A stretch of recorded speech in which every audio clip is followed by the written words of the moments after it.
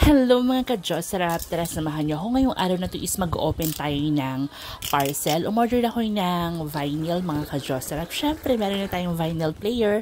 Ito ang kauna-unahang LP brand new na nabili ko.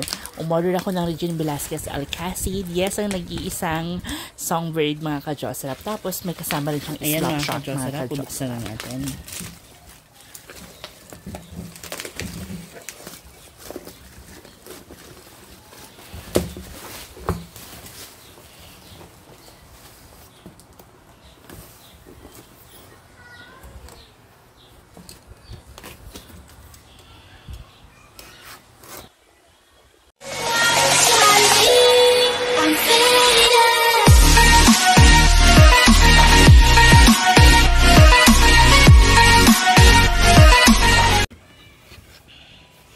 Oh my God, mga ka-Diyos, sarap. Ito na yung binili ko na vinyls natin. Siyempre, meron tayong Regine Velasquez dito. Oh my God, I'm so cry.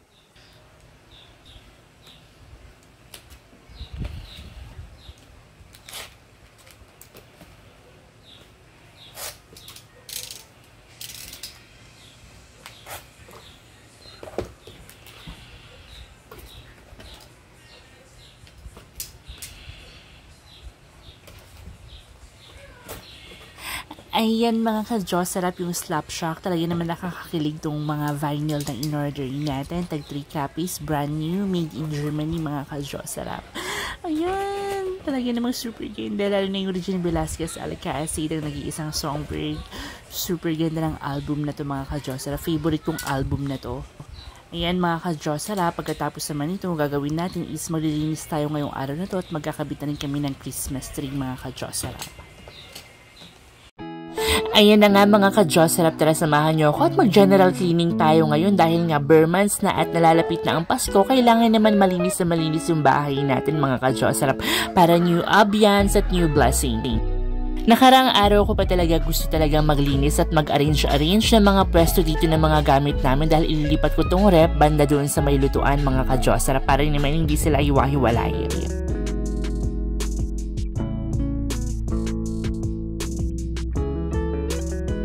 Ayun na nga, at kung nakikita nyo, nag-iisip talaga ako kung ano bang arrange ang gagawin ko, kung saan ko ilalagay yung mga ibang gamit.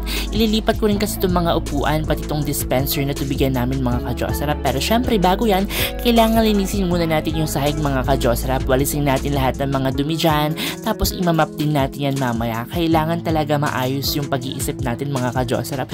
Buti na lang at hindi ganong kainit ngayong araw na to, kaya hindi talaga ako nahihilo mga ka-Diyos, sarap. Kasi nga, habang naglilinis ka, syempre, pagpapawisan ka talaga, diba?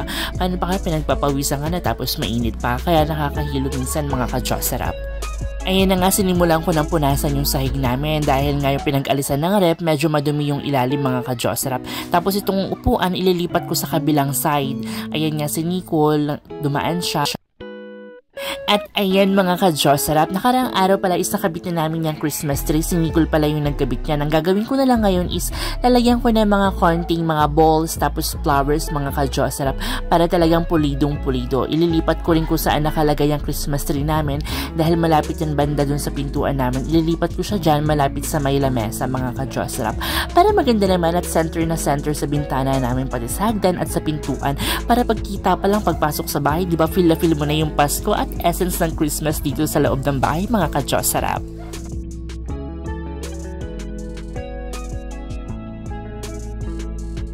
Na-realize ko habang kinakabit ko yung mga balls at mga flowers mga ka-Diyos, sarap. Itong Christmas tree na to is nabili ko pa siya I think 2017 mga ka-Diyos, sarap. So can you imagine that? I think 5 years na to mga ka-Diyos, sarap. So naitatabi ko lang talaga siya kasi pagkatapos na ng Christmas is tinatabi ko siya at nilalagay ko sa maayos at safety na lalagyan mga ka-Diyos, sarap. O diba?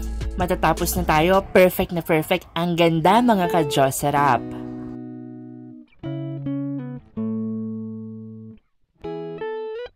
Dito Dito naman mga ka-Diyos-sarap, isaayusin ko yung mga lamesa natin, pati yung mga upuan at pupunasan ko mga ka-Diyos-sarap. Tapos pupunasan ko rin pala yung mga wine namin na nasa taas ng ref namin mga ka-Diyos-sarap dahil may mga alikabok na. Itong mga wine na to is yung iba binili namin pero yung iba dyan is regalo mga ka-Diyos-sarap.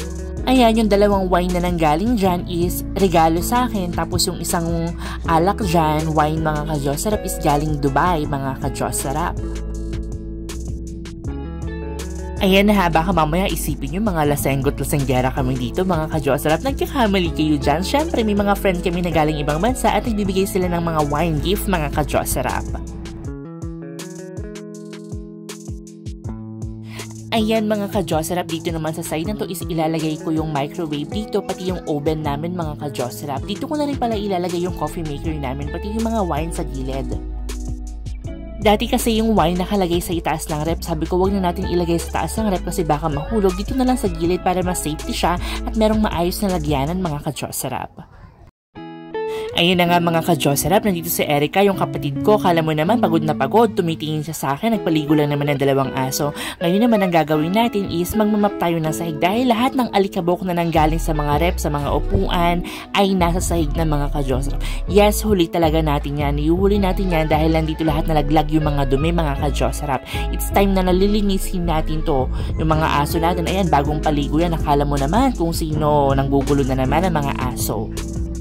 Charot lang mga ka-Diyos-sarap.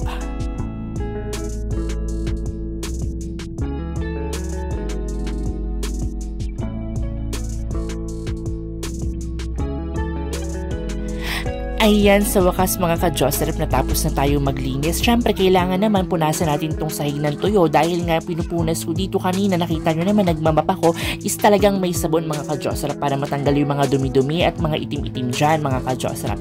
Tapos aalisin ko na lang yung mga kalat-kalat sa upuan at i-arrange natin. Tapos magluluto na rin tayo mga ka-Diyos-sarap. Ayan mga ka-Diyos-sarap, sinindihan na namin yung Christmas tree namin. Ayan. Tapos, it's dinner time na ngayon. So, titignan natin kung anong laman ng ref. Okay, tignan natin guys. Ayan mga ka-Diyos-sarap. Okay.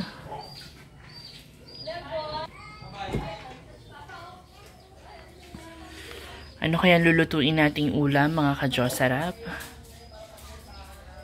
Okay. Ayan.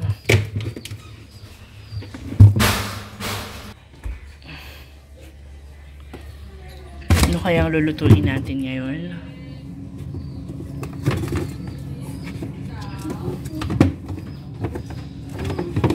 Okay, so mag-iisip ako guys kung anong lulutuin na ulam. Okay. Ayan mga ka-Diyos-sarap, ang naisip ko ng lalutuin is ang buto-buto ng baboy mga ka-Diyos-sarap. Hindi ko na rin pala nabidyohan yung naghihiwa ako ng gulay dahil nga ang dami namin ginagawa ngayong araw na to. Lahat kami dito kumikilo sa loob ng bahay. Ayan, kumukulo na siya. So syempre kailangan alisin natin tong bula mga ka-Diyos-sarap kapag niluluto natin to. Make sure na aalisin natin yung bula na yan. Pag nagluluto talaga kami ng kahit anong karne mga ka-Diyos-sarap, inaalis talaga namin yung mga bula mga ka-Diyos-sarap dahil yan yung parang pinakataba-taba ng mga karne. So kailangan alisin nyo yan siya. Ayan mga ka-Diyos-sarap, it's time naman na hugasan natin yung mga gulay na isasahog natin. Meron tayong repolyo, bagu beans, at patatas mga ka-Diyos-sarap. Buksan na rin natin dito yung air fryer mga ka-Diyos-sarap para yung singaw ng init dito sa loob ng bahay is ma-absorb mga ka-Diyos-sarap. Ayan, kumukulo na siya. Ilalagay na natin yung gulay na napakasarap. Make sure na bago natin to ilagay is medyo malambot-lambot na talaga yung karne natin. Kumbaga malapit ng maluto para yung gulay na isasahog natin is hindi siya maging latang-lata mga ka-Diyos-sarap. Ayan, sarap-sarap talaga. Perfect na perfect tong sabaw na to. Lalong lahat pagod ka at pinagpawisan ka mga ka-Diyos-sarap. Ilalagay na rin natin tong repolyo. I love vegetable talaga mga ka-Diyos-sarap.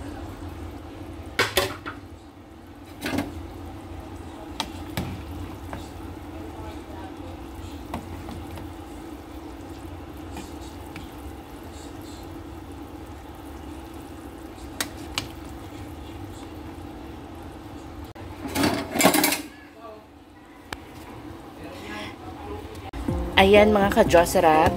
Pipiling ko, luto na to. Okay. And napakabango. Perfect na perfect. And it's time to eat mga ka-Josarap. And don't forget to like and subscribe to my YouTube channel para lagi kayong updated.